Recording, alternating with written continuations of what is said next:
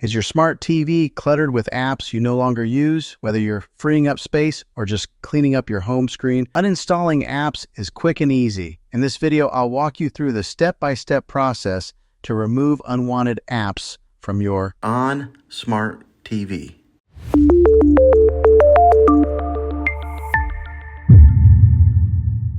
First, turn on your smart TV and grab your remote. Now, navigate to the Apps or Applications section of your TV. Depending on the year of your TV, this might be found under Settings or directly on the home screen. Step 2. Select the app you want to uninstall. Once you're in the Apps section, scroll through the list and find the app you want to remove. Highlight it using your remote. Step 3. Uninstall the app. Now select the app and look for the uninstall or remove option. On most smart TVs, you can do this by pressing and holding the OK or Enter button on your remote. A menu should pop up with the option to delete or uninstall the app. Confirm your choice and the app will be removed from your TV.